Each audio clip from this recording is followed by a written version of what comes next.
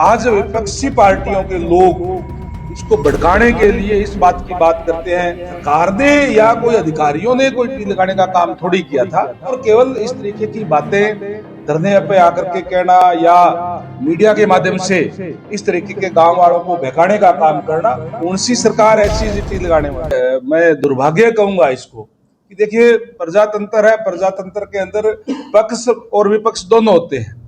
आज विपक्षी पार्टियों के लोग इसको भड़काने के लिए इस बात की बात करते हैं कि पहले टी लगाई क्यों गई, फिर उखाड़ी क्यों गई। अरे भाई, लगाने का काम भी जिन लोगों ने किया वो उनके सामने है। आज उन पे केस दर्ज है और निश्चित तौर पर उसमें सख्त कार्रवाई भी पुलिस हमारी करेगी। आज वो भागे हुए हैं तो सरकार ने या कोई अधिकारियों ने कोई टी लगाने का काम थोड़ी किया था।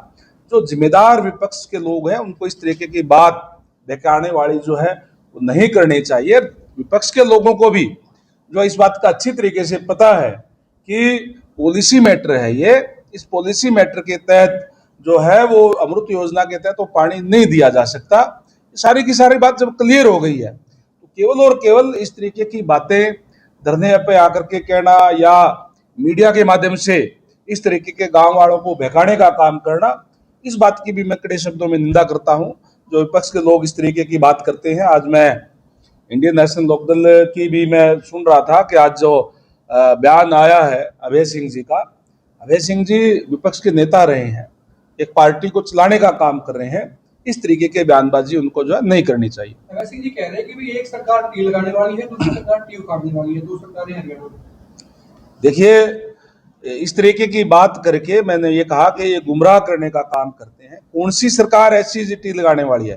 केवल और केवल जो जिस तरीके से मैंने कहा, कोई भी आदमी आकर के कोई हो सकता है उसके अंदर कौन कौन शामिल है, इन्वेस्टिगेशन का मामला है, हमें पता भी है कौन कौन शामिल है। जल्दी आपके बीच में खुलासा भी इन चीजों का हो जाएगा और उनके खिलाफ कार्रवाई भी होगी। जो जो लोग जो देखिए, क्योंकि कोई भी अगर मामला होता है तो इन्वेस्टिगेशन का होता है। इन्वेस्टिगेशन से पहले कुछ भी कहना अच्छी बात नहीं होती।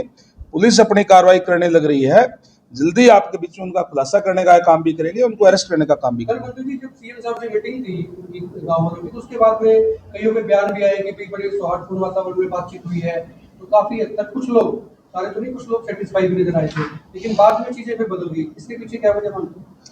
जैसे मैंने कहा कि वहां पे काफी लोग सेटिस्फाई थे इस बात को माना भी।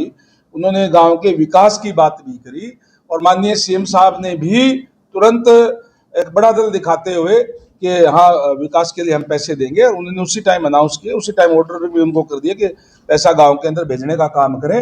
और भी जो काम है गांव के हैं उसके अलावा भी उन्होंने कहा कि मैं जल्दी ही प्रोग्राम बना करके, जिस तरीके से क्योंकि सबने एकजुट होकर के इस बात पे कहा सीएम साहब को कि माननीय सीएम साहब, हम चन्नत गांव में आपको बुलाना चाहते हैं, और सीएम साहब ने इस बात की हाँ करी कि हाँ, मैं गांव के अंदर आऊंगा, जल्दी ही कोई न कोई काम पूरा होगा, उसका उद्घाटन करेंगे या कोई न कोई शिलान्यास करने के लिए आ जाएंगे। मैं आऊंगा जरूर और गांव में आकर के भी आपसे पूछूंगा, तमाम ग्रामवासियों से, आप गांव के क्या क्या विकास कराना चाहते हैं उसकी लिस्ट बना लेना, और मैं गांव के अंदर उसके अनाउंसमेंट करके आपको वो पूरा करवाने के काम करेंगे।